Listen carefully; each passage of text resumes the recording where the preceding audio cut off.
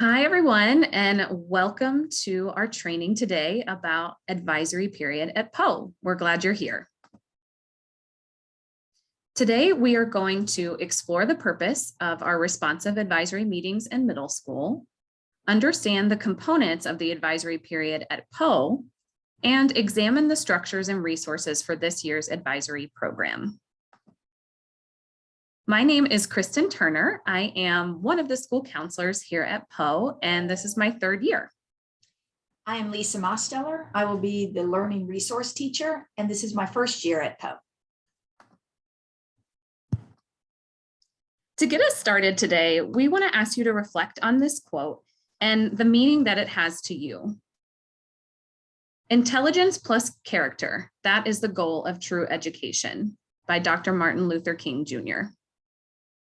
As we talk about our approach to social-emotional learning through advisory today, remember that social-emotional and academic success support each other because we know that significant cognitive growth occurs through social interaction. So the time that you put in now to strengthen student connections with you and with each other can help you build a stronger learning community in which students can succeed. We also recognize as a school community that social, emotional, and executive functioning skills are imperatives to a student's ability to experience long-term success. So it's important for us not to assume that students are coming to school with these skills. And so we're going to use advisory time to explicitly teach, model, and practice them together in a safe environment. What is a responsive advisory meeting? It's a time of day that middle school teachers meet with a group of students to provide academic, social, and emotional support with a focus on relationship building and strengthening our school community. Advisory meetings at Poe take place during the first 40 minutes of fourth period. The benefits of advisory include supporting strong academics, helps students navigate the social emotional issues specific to middle school, creates a positive school culture, facilitates easier communication, provides students the opportunity to engage with the teacher and each other to foster strong relationships. Some of the data from last year about advisory from students, there were 653 responses. 92% of the students responded that they either agree or strongly agree with the things I have learned in advisory have helped me to be successful. 95% of students said that they enjoy advisory, and 90% of students said they feel connected to my advisory teacher. Now we're going to review a couple quotes from the student feedback at the end of the year about advisory. The first quote, "I like the games in every class and the lessons. It's a break from other subjects, but at the same time, it's fun and it makes me learn about other cultures and my future." The second quote, "I like that we have conferencing so that we can ask questions in a private space. My teacher is really, really nice and helped me bring up my math grade." "I like how the lessons can create deep discussions, which everyone can learn a lot from each other. It is a judge-free zone, so we can feel safe to share our opinion." And the last quote, "I like that mostly everyone talks and are kind to each other. And if someone is not included, someone would always say, 'Hey, why aren't they here?' Or 'Why aren't they doing it?' It made me feel happy and included." So as I was reviewing the data from last year and this feedback, I noticed some common themes. I don't think the teachers from last year will be surprised by this, but the games and competitions came up a lot as something that students really enjoyed. And conferencing, which is that one-on-one time that teachers were spending with their students. Many students mentioned that as one of their favorite parts. And something I found interesting is that a lot of students use the word safe. That came up over and over again, which is really the goal here. You know, these are the outcomes that we want. We want students to have this safe space, to have their advisory group feel like a family, a place that they feel included. And so that's what we want to make sure to create this year as well. Here is some data from our staff from last year. We had 61 responses to the survey. 95% of teachers responded that they either agree or strongly agree with the statement, the provided materials for advisory have been clear and easy to follow. 91% agreed that the curriculum has been covered, or the curriculum that had been covered so far is relevant and engaging. And 98% indicated that they enjoyed their advisory class. So for anyone new and joining us here at Poe this year, we're excited for you to kind of have an advisory class, and hopefully you will enjoy it just as well. Our groupings for next year are going to be heterogeneous, meaning that we're not going to have any sort of sheltered groups with our ESOL or our special education students. And that's really a value of ours, to allow students to learn from one another's differences. And it provides a chance for them to interact with students that they, don't have in many of their other classes, and interact with diverse mindsets and individuals. The groups will be about 12 to 14 students, and the groups will not be the same as the ones that you had last year.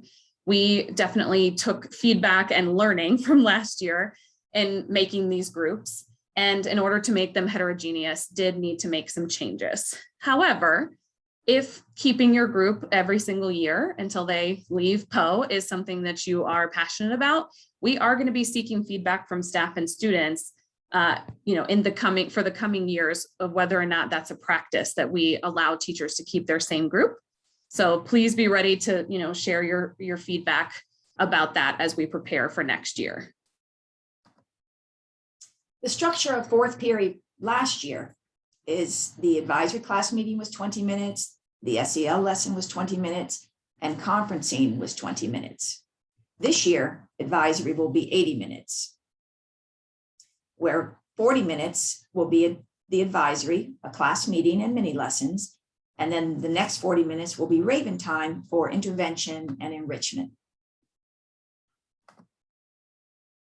Okay, so we're really taking that class meeting, which last year was the first 20 minutes of your advisory period. We're taking that class meeting and we're going to sort of beef that up to include mini lessons so that it takes up the entire 40 minutes that we have for advisory before students transition to Raven time. And that class meeting, just like last year, is broken up into 4 parts: the arrival, announcement, acknowledgement, and activity. And this is based on the responsive classroom model. As students enter the room, teachers will offer a friendly greeting and welcome each student by name. And we are going to get a chance to talk about each of these components more next week.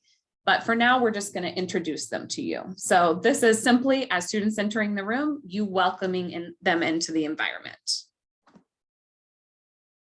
Next, you're going to have a prepared message displayed on your board or another location where all students can see it. And this message includes thought starters for the meeting, as well as any upcoming events or other information about the life of the school. And something, Lisa and I really want you to know is all of these components are going to be prepared by us. We will be providing the curriculum, providing the messages, and the slides that you're going to be using. So this is not something that you as individual teachers are going to have to prep for, and we'll talk more about that. The acknowledgements. This is the part of our class meeting where students share responses to a prompt in the small announcement in pairs, small groups, or as a large group. And this gives students an opportunity to greet each other by name, make positive connections with their peers, build their core communication skills, and this contributes to a positive classroom community. The activity, this will be a whole group activity that's related to the purpose of the class meeting, and it will be active and engaging, and it promotes students' sense of cooperation and responsibility. Okay, now we just want to show you an example of what the curriculum looked like last year, so you can see what we mean when we say that we're going to be providing it for you. So let's take a look at this example from last year. this happened to be a lesson during Teacher Appreciation Week on Wellness Wednesday last year. And this is what teachers would get a forced copy of to use during their advisory period. And I'm going to wait for that to load so that I can show you. What you are seeing right now is the announcement. So this is the opening letter. So it would start with, oh, well, hold on one second while this loads. But that announcement letter is, like we said before, introducing what we're going to be talking about that day and prompting them to start thinking about what they, maybe what they might share in the next portion. Okay, so you see that down here in bold. Think about a time that a teacher had a positive impact on you, and how did you know they cared about you? So as students are entering the room, they sit down, they read the letter. It gives them time to start thinking about what they might want to share in that next piece, which is the acknowledgement. Okay, so I can show you. So then you'd go to the next slide, which is the acknowledgement. So then they'd have, this is where it would prompt them, share about one time that a teacher had a positive impact in your life, right? So in the beginning of beginning of the year, this might be turned to a partner and share. As we get more comfortable with each other, it might be a whole group share. Then the activity for this day was actually called Quick Draw, and students were able to access this program and spend a little time interacting with it. It was definitely a favorite from last year. So that's just an example of how the curriculum will be provided to you. Along with this, obviously won't take up 40 minutes. So we certainly would be providing you with a mini lesson in addition to this that would sort of dive into whatever topic is important. All right. This is the advisory calendar. It will be accessible on the POE internal site. And this is where teachers will come to access all of the information they need for advisory. So you would come here and there would be a link for September 1st, right? And that's what you would click to make a forced copy of the slides for that day. You'll notice advisory is still going to be 2 days a week, but because of the bell schedule, those will be different days depending on the week. But we always have it on even days because it is fourth period. On the days that advisory falls on a Monday, because we have it 3 days that week, we are going to still use conferencing. So we are going to use conferencing as a tier 1 intervention. We'll talk a little bit more about that in a minute, but those days will be reserved for conferencing. And then these other regular advisory days will be class meetings.